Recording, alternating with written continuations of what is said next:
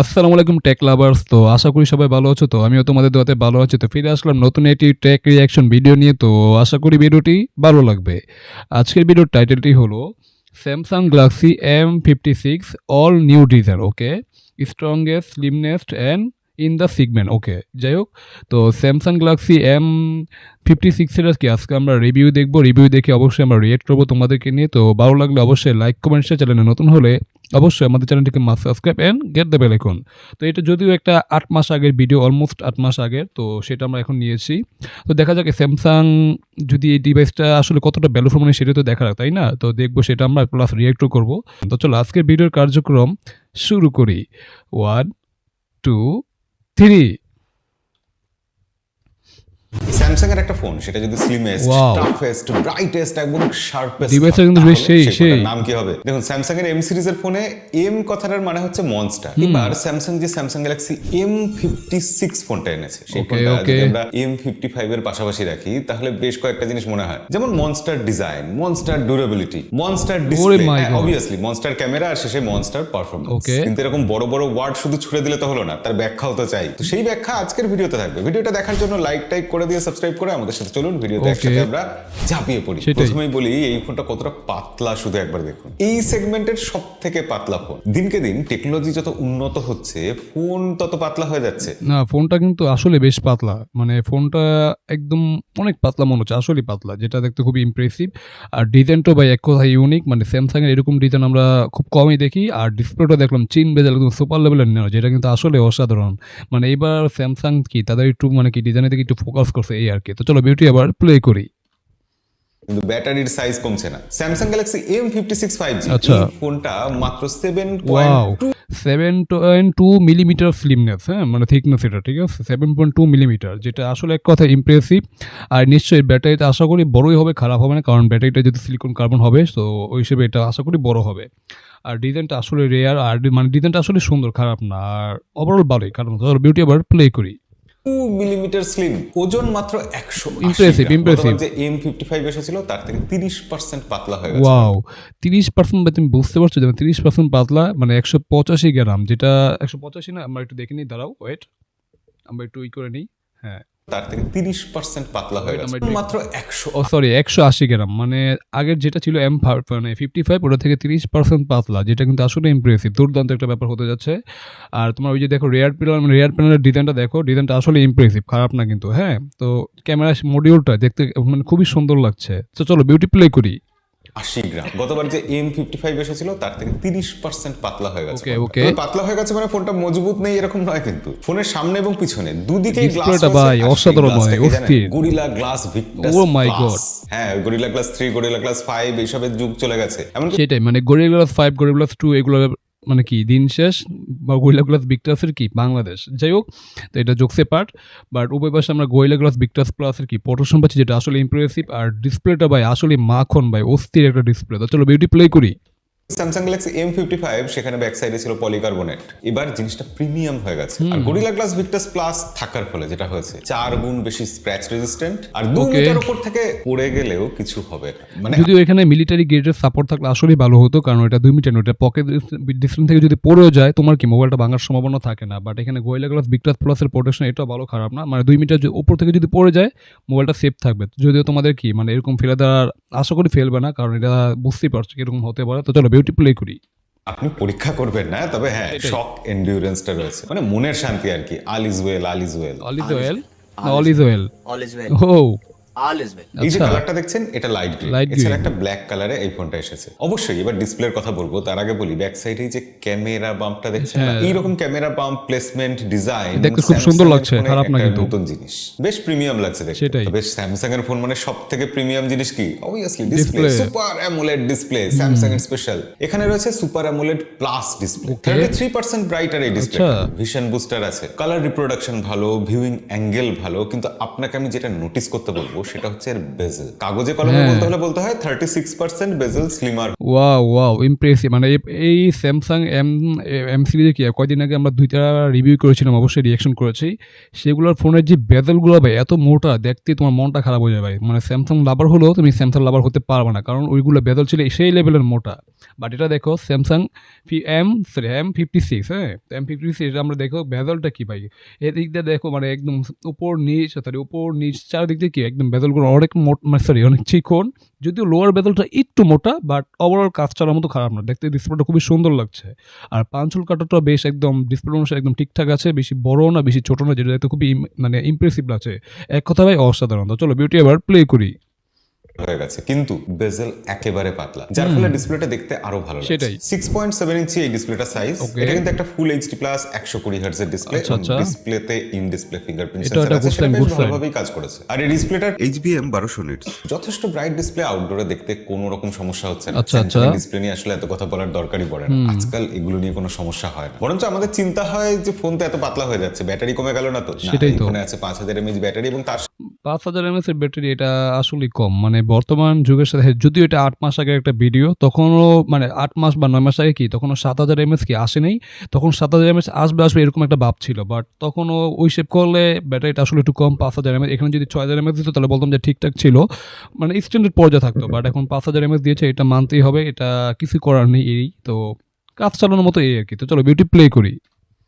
সাথে সাথে 45 ওয়াটের ফাস্ট চার্জিং এর সাপোর্টও রয়েছে। কিন্তু স্যামসাং এর ফোনে আরেকটা খুব ইম্পর্টেন্ট জিনিস, সেটা হচ্ছে ক্যামেরা। আমরা ক্যামেরার জন্য স্যামসাং এর ফোন কিনতে চাই, ইমেজ প্রসেসিং অন্যরকম হয়। এই ফোনের ব্যাক সাইডে আপনারা যেরকম দেখছেন সেরকমই ক্যামেরা সেটআপ আছে, 3খানা ক্যামেরা। মেইন সেন্সর 50 মেগাপিক্সেল, তারপর 8 মেগাপিক্সেলের আলট্রা ওয়াইড, তারপর একটা 2 মেগাপিক্সেলের সেন্সর। সামনে রয়েছে 12 মেগাপিক্সেল সেলফি ক্যামেরা। এই সেলফি ক্যামেরাতে উল্লেখযোগ্য কয়েকটা ব্যাপার আছে। ফ্রন্ট ক্যামেরাটা HDR ক্যামেরা, প্লাস এই ক্যামেরাটা 1 বিলিয়ন কালারের আউটপুট দিতে পারে। অর্থাৎ ব্যাপারটা কি দাঁড়ালো, ফ্রন্ট ক্যামেরা দিয়ে 10 বিট HDR ভিডিও তুলতে পারবো আমরা। সোজা কথায় সামনে এবং পিছনে দুটো ক্যামেরা দিয়ে 4K তে ভিডিও রেকর্ড করা যায়। এবার ব্যাক ক্যামেরাতে যেহেতু অপটিক্যাল ইমেজ স্টেবিলাইজেশন আছে, অনেকেই এটা জানেন না যে অপটিক্যাল ইমেজ স্টেবিলাইজেশন কিন্তু শুধু ভিডিও স্টেবল করতে কাজে লাগে না, রাত্রিবেলা ভালো ছবি তুলতে কাজে লাগে, যাতে স্টেডি শট আসে। নাইটোগ্রাফি খুব ভালো হয়। ছবির কোয়ালিটি ভাই এক কথা ভাই ইমপ্রেসিভ, যেহেতু ওআইএস আছে, যে এটা এক কথা ভাই ছবি তুলতে প্লাস ভিডিওগুলো দেখলাম, মানে ভিডিওটা বেশ স্টেবল প্লাস ছবির কোয়ালিটির, মানে এখানে ডিটেল শার্পনেস তেমন কোনো ঘাটতি নেই, যেটা কিন্তু আসলে দুর্দান্ত হতে যাচ্ছে। চলো বিউটি প্লে করি।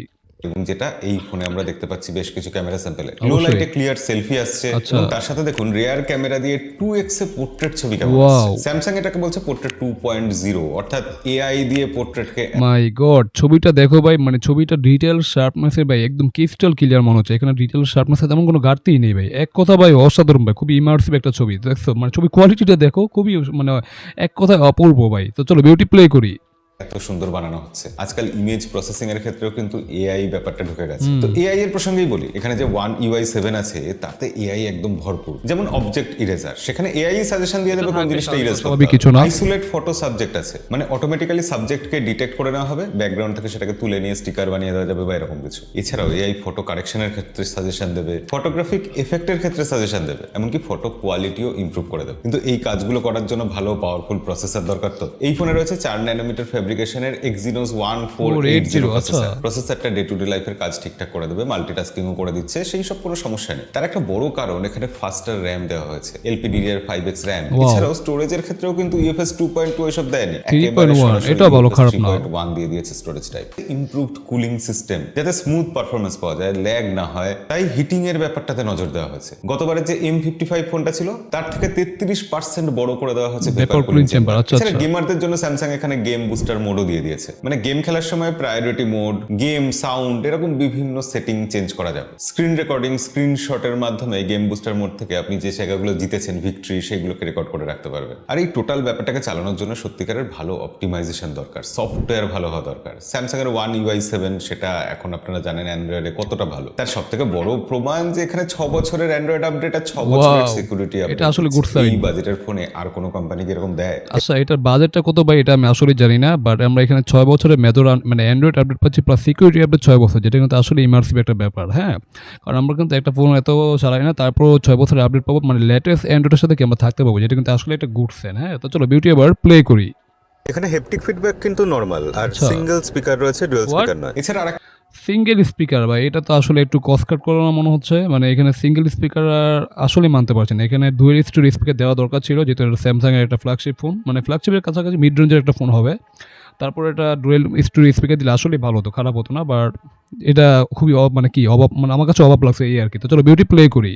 একটা জিনিস যে স্যামসাং ইদানিং যে নাও বার বলে জিনিসটা ইউজ করছে, মানে লক স্ক্রিন আর অলওয়েজ অন ডিসপ্লের মধ্যে আমরা দেখে নিতে পারবো যে রিসেন্টলি কি সব চলছে, সেটা কল রেকর্ডিং হতে পারে, মিউজিক হতে পারে, বা যে কোনো কিছু। আর এআই এর জন্য ইনবিল্ড জেমিনাই তো রয়েছে, জেমিনাই লাইভ সাপোর্ট রয়েছে। কিন্তু আজকাল যা দিন পড়েছে, বাইরে থেকে বিভিন্ন স্প্যাম কল আসে, নানা রকম ব্যাপারে প্রোটেক্টেড থাকতে হয়, তো তার জন্য স্যামসাং এর ওয়ান ইউ এর মধ্যে অটো ব্লকার, আচ্ছা আচ্ছা, এখানে ম্যালওয়্যার ইমেজ বা বিভিন্ন রকম মেসেজিং অ্যাপ্লিকেশন সেগুলোকে কিন্তু ব্লক করে দেয় নিজে থেকেই। তো এই জিনিসটা কিন্তু অনেকই সিকিউর। ইনফ্যাক্ট এটাও খুব শান্তি যেখানে থেফট প্রোটেকশনও রয়েছে, যার মাধ্যমে আমরা থেফট ডিটেকশন লক করতে পারবো, অফলাইন ডিভাইস লক করতে পারবো, এমনকি ফোন কোথাও চুরি হয়ে গেছে বা চলে গেছে আমরা দূর থেকেও লক করে দিতে পারবো রিমোটলি। আর এর জন্য কিন্তু বায়োমেট্রিক অথেন্টিকেশনও লাগবে। আর স্যামসাং এর ফোন মানে এখানে তো সেই স্পেশাল স্যামসাং এর নিজস্ব নক সিকিউরিটি আছে, যেটা বোধহয় অ্যান্ড্রয়েডে এই মুহূর্তে সবথেকে ভালো সিকিউরিটি। এবার ওয়ান ইউআই 7 এ আইকনগুলো নতুন ভাবে ডিজাইন করা হয়েছে, হোম স্ক্রিনকেও কিন্তু বেশ পরিষ্কার আর স্ট্রিমলাইন্ড করা হয়েছে। আর হোম স্ক্রিনে বিভিন্ন জিনিসকে যেভাবে কাস্টমাইজ করা যায় ওয়ান ইউআই 7 এ, সেটা কিন্তু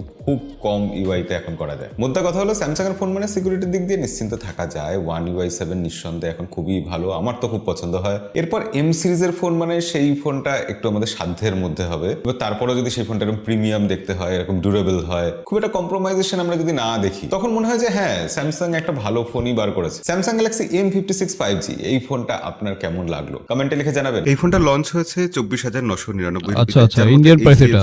3,000 টাকার ইনস্ট্যান্ট ডিসকাউন্টও রয়েছে। সেল শুরু হবে 23 এপ্রিল দুপুর 12টা থেকে। এই ফোনের ব্যাপারে আরো বিশদে জানতে হলে নিচে ডেসক্রিপশনে লিংক দিয়ে রাখবো, সেখান থেকে চেক করে নেবেন। আর ভিডিও ভালো লাগলে লাইক করে দেবেন। দেখা হবে পরের ভিডিওতে। আজকের মতো বিদায়। ওকে, ভিডিওটি শেষ হয়ে গেলো, দেখে নিলাম স্যামসাং গ্যালাক্সি M56, ঠিক আছে, এটা আমরা ফুল রিভিউ দেখে নিলাম। যদিও এটা অপরদার ভিডিও, হ্যাঁ অপরদার টেক্সাই গাই থেকে জেনেছি আমরা, তো তাদেরকে অবশ্যই ফুল ক্রেডিট দেওয়া হলো, যদি আমি ভিডিও শুরুতে বলেই গিয়েছিলাম।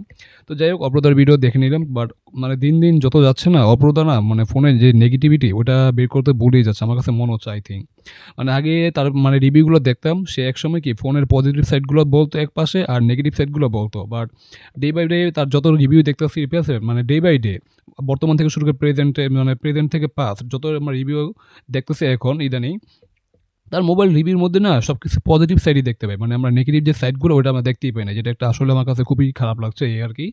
যাই হোক, এটা অপরাধ আশা করি মানে একটু মাথায় রাখবে এই আর কি। এখন যদি আমরা ফোনের মধ্যে আসি, তো ইন্ডিয়ান প্রাইসে 25,000 টাকা বাজেটের একটা ফোন, যেটা আসলে একটা মানে একটা ভালো ডিল বলা যেতে পারে, খারাপ না। যদিও বাংলাদেশের প্রাইস এখন কত, মানে বাংলাদেশের প্রাইস তো সেটা আমি জানি না, তোমরা জানলে অবশ্যই কমেন্ট সেকশনে জানিয়ে দিও এই আর কি। তো যদি ডিসপ্লেতে আসি, ডিসপ্লে আমরা 6.7 ইঞ্চের বিশাল ডিসপ্লে পাচ্ছি, অ্যামোলেড ডিসপ্লে, যেটা আসলে ইমপ্রেসিভ। 1 বিলিয়ন ক্লাস সাপোর্ট করে, HDR10+ সাপোর্ট আছে, প্লাস 120,000 রিফ্রেশ রেট, যেটা আসলে ইমপ্রেসিভ। মানে ডিসপ্লে যেহেতু স্যামসাংয়ের নিজস্ব ডিসপ্লে, অ্যামোলেড ডিসপ্লে, মানে কি এক কথায় ভাই অসাধারণ, কালার কোয়ালিটি খুবই অসাধারণ, মানে মিডিয়া কনজাম্পশন করে খুবই মজা পাবে, ভিডিও ওয়াচিং থেকে শুরু করে কোনো সমস্যা হবে না, একদম এক কথা ভাই পারফেক্ট বলা যায়।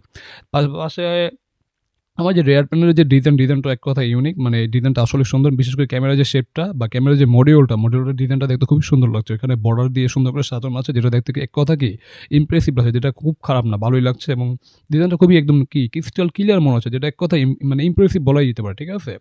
তো ওভারঅল বিল কোয়ালিটি ওপর পাশে কি মানে কর্নিং গোরিলা গ্লাস ভিক্টাস প্লাসের প্রোটেকশন, যেটা এক কথা অসাধারণ ভাই, মানে ভিক্টাসের প্রোটেকশন মানে 2 মিটার উপর থেকে যদি তোমার মোবাইলটা পড়ে যায়, মোবাইলটা কি সেফ থাকবে, খারাপ না। তোমরা আবার অবশ্যই পরীক্ষা করো না, তাহলে অবশ্যই বাস খেতে পারো। যাই হোক, তো বিল কোয়ালিটি আসলে খুবই ভালো, খারাপ না। এরপর যদি আসি আইপি রেটিং, এখানে আইপি রেটিং নিয়ে অপরাধ কোনো কিছু মানে কোনো কথাই বলো না, মানে কি আইপি রেটিং কি তাহলে নাই, যদি আইপি রেটিং না থাকে তাহলে এই মোবাইলে একটা ডাউনগ্রেড বলাই যেতে পারে, যেটা আসলে একটা হতাশাজনক ব্যাপার। কারণ বর্তমান যুগে কি তোমার ফোনের মধ্যে কম্পেয়ার হয় বেশি আইপি রেটিং নিয়ে, প্লাস কি ব্যাটারি নিয়ে, যেটা একটা বর্তমান যুগের সাথে মানে কি একটা যুগোপযোগী কি কম্পারিজন বা কম্পিটিশন বলা যেতে পারে, বাট যেটা আইপি রেটিং নিয়ে কোনো তথ্য আমরা পেলাম না, যেটা না থাকলে এটা আসলে এক কথা কি হতাশাজনক ব্যাপার। আর এরপর যদি আসি তোমার ব্যাটারি সেগমেন্টটা বা একটু কম হয়ে যাচ্ছে, যদি এটা একটা 8 মাস আগের ভিডিও, 8 মাস আগে বের হয়েছে ফোনটা, তখনও কি 7,000 mAh 6,000 mAh ওরকমভাবে কি বের হয় নাই, হবে এরকম একটা কি ছিল ভাইব ছিল। বাট তখন যদি মনে করো এখানে যদি 6,000 mAh যদি একটা ব্যাটারি দিত, তাহলে ব্যাটারিটা কি বড় হতো, প্লাস মানে কি একটা ব্যাটারি সেগমেন্ট কি মানে কমপ্লেন থাকতো না। বাট ব্যাটারি আমরা পাচ্ছি 5000 mAh একটা ব্যাটারি, যেটা হ্যাঁ মোটামুটি কাজ চালানোর মতো খারাপ না, বাট 6000 হলে আসলেই ভালো হতো। আর ব্যাটারির সাথে চার্জার পাচ্ছি 45 ওয়াটের, যেটা এক কথায় মানে ব্যাটারি হিসেবে চার্জারটা ঠিকঠাক আছে, খারাপ না। মানে ব্যাটারি কম্বোটা শুধু ব্যাটারিটা ছোট হয়ে গেছে, চার্জারটা ঠিক আছে, এই আর একটা সমস্যা। যদি ব্যাটারিটা যদি 6000 mAh দিত তাহলে ভাই এক কথা ভাই দুর্দান্ত হতো, যেটা একটু হতাশাজনক এই আর কি। এরপর যদি তোমার চিপসেট আসে মানে স্যামসাংয়ের নিজস্ব চিপসেট Exynos 1480। এই চিপসেটটা আসলে কি মানে মানে মোটামুটি কাজ চালানোর মতো, বেশি পাওয়ারফুলও বলতে পারবো না, বা বেশি কি একদম কি এন্টিরিয়ার চিপসেট ওটাও না, মানে মোটামুটি একটা কাজ চালানোর মতো। তুমি রেগুলার কাজ বা সব করতে পারবে, কোনো সমস্যা হবে না। হালকা পাতলা গেমিং করতে পারবে, কোনো সমস্যা হবে না। যেহেতু র্যামটা অনেক ভালো আছে, র্যাম ম্যানেজ অনেকটা ভালো, যেহেতু LPDDR5X র্যাম, যেটা একটা মানে একটা পজিটিভ সাইন বলা যেতে পারে। র্যাম ম্যানেজমেন্ট ভালো হওয়ার কারণে কি তুমি মোটামুটি রেগুলার কাজ থেকে শুরু করে সব কিছুই করতে পারবে, মোটামুটি গেমিংও করতে পারবে, সমস্যা হবে না। বাট এটা যে আহামরি চিপসেট বা তোমাকে যে একদম পুরো একটা গেমিং চিপসেট, এটা গেমিং ভাইব দিবে ওরকম না। তুমি যদি গেমিংয়ে চিন্তা করে ফোনটা নিতে চাও তাহলে কি ফোনটা তোমার জন্য কি রিকমেন্ডেশন করা যাচ্ছে না, এই আর কি। তো ওভারঅল চিপসেটটা মোটামুটি একটা ব্যালেন্স চিপসেট বলতে পারো, যদিও র্যামের কারণে র্যামটা একটু পাওয়ারফুল, প্লাস কি র্যামটা আপডেট র্যাম এই কারণে। আর স্টোরেজ স্টেপ আছে 3.1, যেটা একটা আসলে একটা গুড সাইন, যার জন্য কি তুমি মোটামুটি রেগুলার কাজ থেকে শুরু করে মোটামুটি সব গেমিং করতে পারে, খারাপ হবে না। তো ওভারঅল পারফরমেন্স কি ব্যালেন্স বলতে পারি, এই আর কি। এবার যদি ক্যামেরা শিপ আসি, ক্যামেরা তো ছবি কোয়ালিটি দেখলাম, ছবি আমি যদিও মেগাপিক্সেল কী দেওয়া আছে আমি সেটা আমার মনে নেই, মানে ভুলে গেছি। প্লাস মেইন সেন্সর কি ওয়াইএস আছে, তো যার কারণে ছবির কোয়ালিটি বা এক কথায় অসাধারণ। এটা এক কথা বলা যেতে পারে কি তোমার পারফরমেন্স কেন্দ্রে, মানে এটা কী বলা সরি ক্যামেরা কেন্দ্রিক ফোন হিসেবে কি বলা যেতে পারে, কারণ ছবির কোয়ালিটি বা এক কথায় অসাধারণ। মানে ছবি দেখলাম কোনো ডিটেল শার্পনেসে তেমন কোনো ঘাটতি নেই, ক্রিস্টাল ক্লিয়ার, প্লাস ওয়াইএস আছে, তো ভিডিও কোয়ালিটি বা এক কথায় অসাধারণ। প্লাস নাইট মোডের ছবিগুলো দেখতে খুবই সুন্দর, ক্রিস্টাল ক্লিয়ার। তো এক কথা বলা যেতে পারে এটা ক্যামেরা কিং কি ফোন বলাই যেতে পারে, হ্যাঁ। তো এই ছিল আমার পুরো কি মানে ভিডিও কনক্লুশন ছিল এইটাই। তো তোমাদের কাছে আজকের ভিডিওটি কেমন হলো তোমরা অবশ্যই কমেন্ট করে জানাও। ভালো লাগলে অবশ্যই লাইক কমেন্ট শেয়ার, চ্যানেলে নতুন হলে অবশ্যই চ্যানেলটিকে সাবস্ক্রাইব অ্যান্ড গেট দেবে এখন। আর যদি কোনো ভুল ত্রুটি হয় অবশ্যই তোমরা ক্ষমার দৃষ্টিতে দেখবে। অ্যান্ড আর কি নিয়ে আমরা কি মানে কথা বলতে পারি, এরকম যদি তোমাদের কোনো সাজেশন থাকে অবশ্যই তোমরা কমেন্ট সেকশনে কি জানাতে পারো, ঠিক আছে। তো দেখা হবে নতুন কোনো রিয়াকশন ভিডিওতে, সে পর্যন্ত তোমরা ভালো থাকো, আল্লাহ হাফেজ।